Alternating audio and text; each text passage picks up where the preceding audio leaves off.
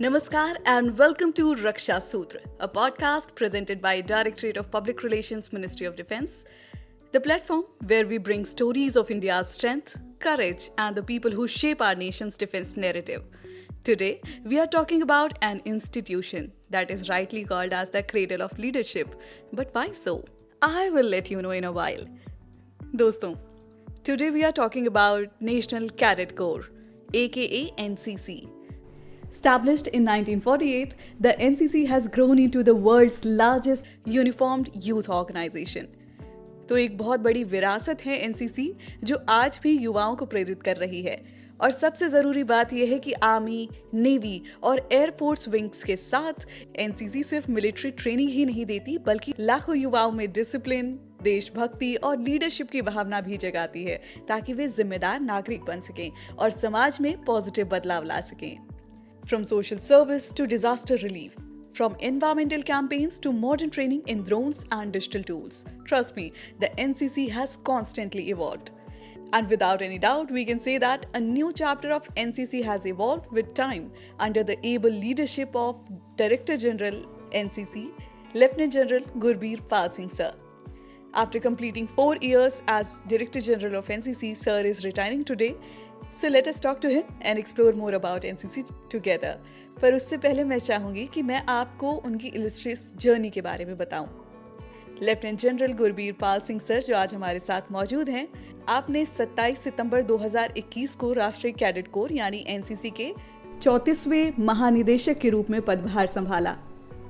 आप 1987 में parachute regiment में कमीशन हुए थे, national defence academy Khadakwasla, Indian military academy Dehradun और एनसीसी के पूर्व छात्र होने के साथ साथ आप वेलिंगटन में defence services staff college, Mhow Madhya Pradesh में हायर कमांड कोर्स और नई दिल्ली में नेशनल डिफेंस कॉलेज कोर्स का हिस्सा रहे।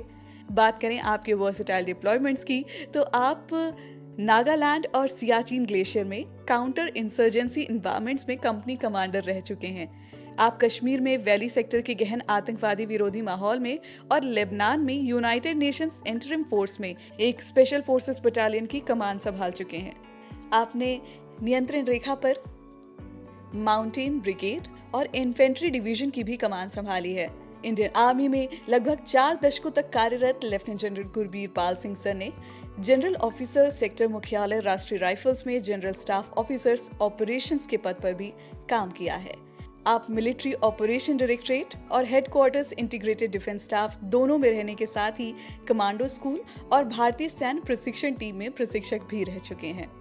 So without further ado, let's welcome our guest, Lieutenant General Gurbirpal Singh sir. Sir बहुत बहुत स्वागत है आपका एक बार फिर से रक्षा सूत्र में। थैंक यू सर, इससे पहले भी हम एक बार मिल चुके हैं, एक पॉडकास्ट में एनसीसी के बारे में बात कर चुके हैं और मैं आपको बताऊं वो बातचीत हमारी जो थी उस बातचीत ने काफ़ी बच्चों को प्रेरित किया और आज हम एनसीसी के उस बदलते अध्याय की बात करेंगे जो आपके डायरेक्टर जनरल पद संभालने के बाद बदलावमुखी है। I would like to start this conversation by asking that since its inception, the NCC has played a vital role in shaping the character and discipline of young people across the country. And like I said in the introduction that many even call it the cradle of leadership. इसे ध्यान में रखते हुए NCC किस तरीके से NCC cadets को राष्ट्र निर्माण में योगदान देने के लिए तैयार कर रही है, मैं सबसे पहले आपसे यही जानना चाहूंगी। हमारे पास एनसीसी कैडेट्स आते हैं बड़ी यंग एज में। जो जूनियर डिवीजन कैडेट्स हैं तकरीबन 8 साल की क्लास में, सीनियर डिवीजन कैडेट्स हैं ग्रेजुएशन स्टार्ट करते हैं जब अपनी पढ़ाई तब हमारे पास आते हैं। तो at this very young age we train them, हम एनसीसी कैडेट की ट्रेनिंग करते हैं और ट्रेनिंग का 2 मेन मकसद है। सबसे पहले इसको देश का एक जिम्मेदार नागरिक, make him a responsible citizen of the country and then to inculcate leadership qualities into it. So ours is a structured program by which how to be self-disciplined, how to develop leadership qualities और मुश्किल हालत से कैसे बाहर आना उसकी हम उसको ट्रेनिंग देते हैं। तो yes, NCC may be one of the organization which is grooming the young leaders the earliest in life. That's a truly insightful perspective on how NCC shapes future leaders and contributes to nation building. Building on that thought, sir, I would like to ask, could you share your vision for the NCC and how you see it evolving in the next 5 years. इसके अलावा जब हम border areas की बात करते हैं तो वहाँ भी विस्तार देखने को मिल रहा है. We would also like to know how NCC is planning to enhance its presence in rural, tribal and border areas. सबसे पहले एनसीसी में विस्तार हुआ है और 3 लाख वैकेंसीज अभी बढ़ी. और जो पिछला विस्तार हुआ था एनसीसी, जो 1 लाख वैकेंसी थी, that was primarily in border and coastal areas. So our footprint is approximately in almost all districts of the country, and with a enhanced footprint in border and coastal area. That is the first part of the question. As far as the vision of NCC is concerned, so uh, our vision is to make future ready cadets, जो cadets इस देश को एक विकसित भारत की ओर लेके जाएं with the spirit of nation first. So that is my vision of NCC. Right, sir. It is really very interesting to hear how the NCC is expanding its vision and reach. लेकिन जो NCC को वाकई ख़ास बनाता है वो सिर्फ drills और यूनिफॉर्म्स तक सीमित नहीं है. It is also about preparing cadets for life. तो ऐसे में आज की दुनिया के हिसाब से जुड़ी स्किल से कैडेट्स को इक्विप करने के लिए कौन कौन सी पहल की गई हैं? तो इस बार हमने अपना जो सिलेबस है उसका मेजर मॉडिफिकेशन किया है. उसके अंदर 2 चीज़ की हमने इंक्लूजन किया है, एक लाइफ स्किल और skill training. Life skill training की एक बिल्कुल अलग प्रेसी बनी है जिसमें हमने उनको physical fitness, mental wellbeing, cyber hygiene, national integration, ऐसे मुद्दों के बारे में उनको देंगे. और स्किल ट्रेनिंग के अंदर ड्रोन ट्रेनिंग के बारे में हम उनको शिक्षा देंगे. उसके बाद जो सर्विस स्पेसिफिक स्किल ट्रेनिंग है, we are going to train them and we give them various option in various camps and other things. The subject matter experts from skill development agencies, from cyber agencies, from NDMA agencies, they all come and interact with the cadet. So primarily we are just giving them a major exposures. Thereafter they can choose their field and develop the skills where they want to. And if we look at their role outside the parade ground, NCC cadets have been at the forefront of social service and disaster relief, most recently in Operation Sindoor.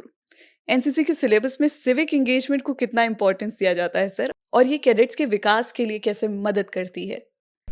तो देश के काम आना, ज़रूरत में, आपदा में, emergency में, ये तो एनसीसी कैडेट्स की पहली ड्यूटी है. So it is part of a training. So whenever there is a requirement, wherever there is a need, the NCC cadet volunteers. So I'll just give 2 recent examples. In Operation Sindoor, about 72,000 NCC cadets had participated in various civil defense measures, including blood donation, going to hospital, crowd management, enforcing various rules and regulations. जब जब कोई भी मुश्किल आएगी तो ये uniform force है, it will always come forward. जी बिल्कुल सर. इसी के साथ from leadership to life skills, it is clear that NCC is shaping well-rounded citizens.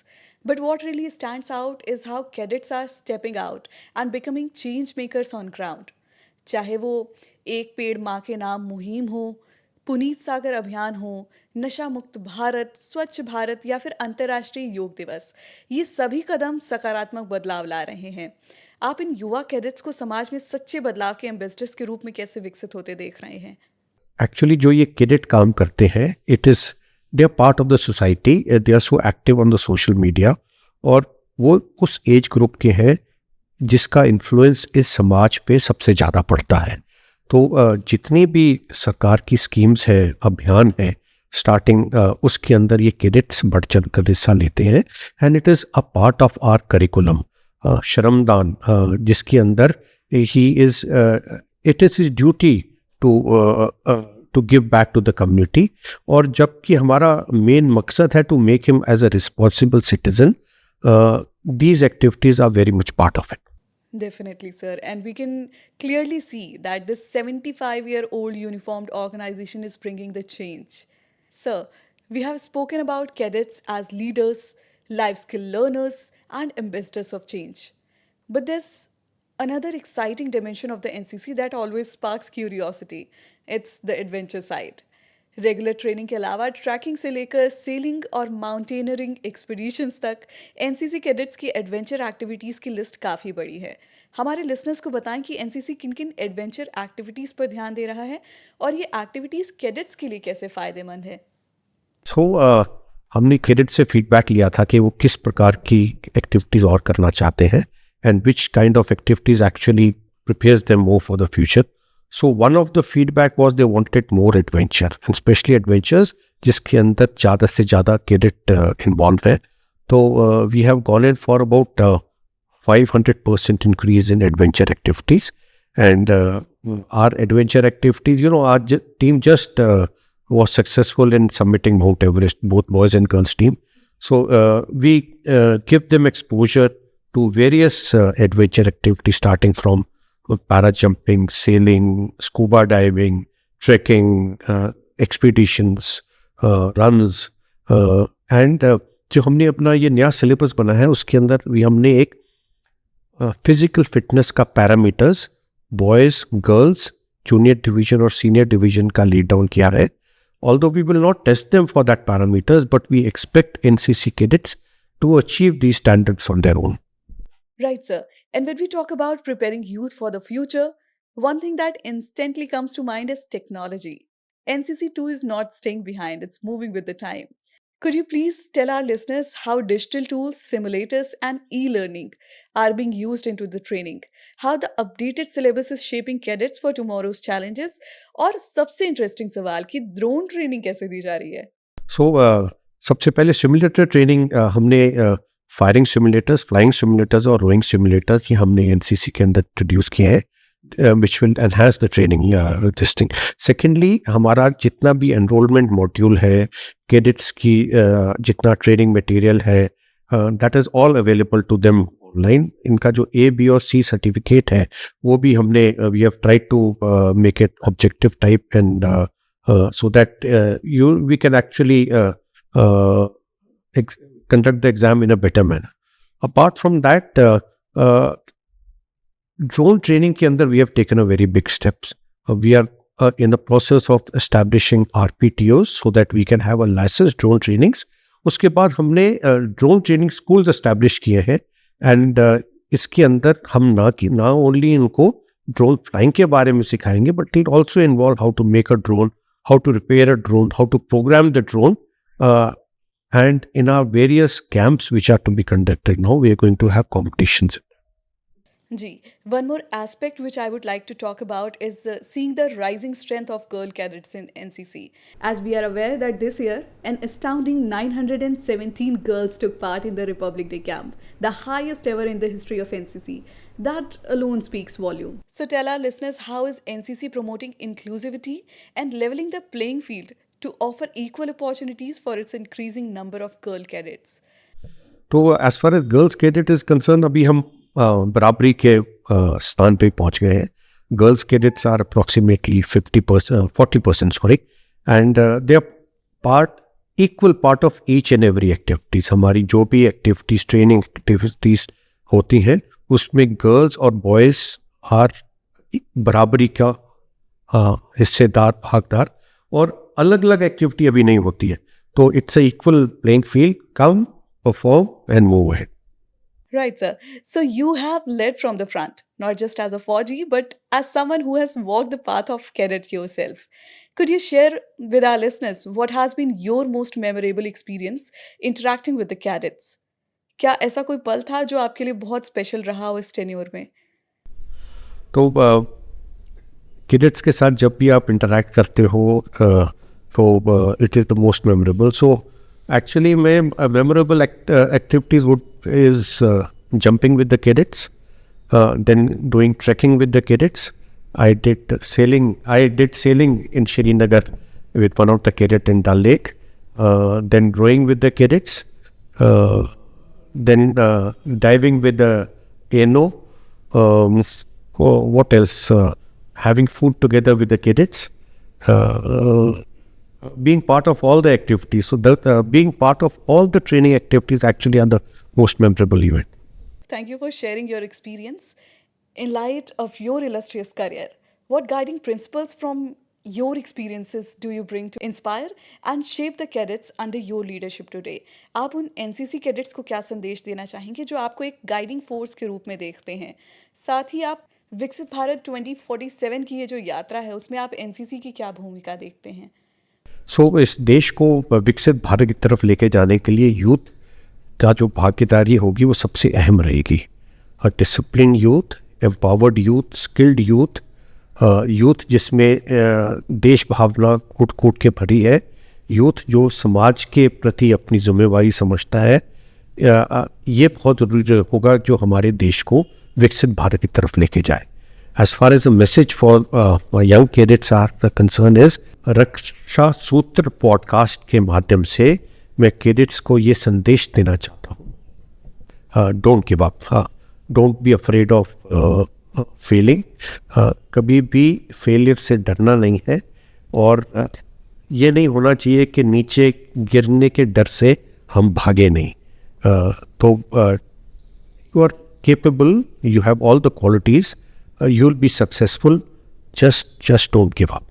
और आप जहाँ भी हो, जो भी आप करियर चुनो, always keep the spirit of nation first in your mind। Thank you and Jai Hind। Thank you so much for talking to us, sir, and sharing such interesting insights about NCC.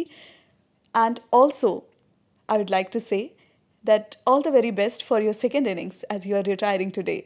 Thank you। Thank you so much for taking our time and talking to us, sir। दोस्तों, आज की इस खास बातचीत से ये बात तो साफ हो गई है कि अनुशासन, सेवा, नेतृत्व और समर्पण का पाठ पढ़ाने वाला नेशनल कैडेट कोर हर मोर्चे पर आगे है। Truly, NCC cadets are not only the future leaders of the armed forces but also ambassadors of change in society. And NCC continues to stand as a unique bridge between India's youth and the nation's journey towards Viksit Bharat by 2047. Now it's time to say goodbye. Thank you for listening. हम मिलेंगे आपसे अगले episode में। तब तक के लिए धन्यवाद। जय हिंद।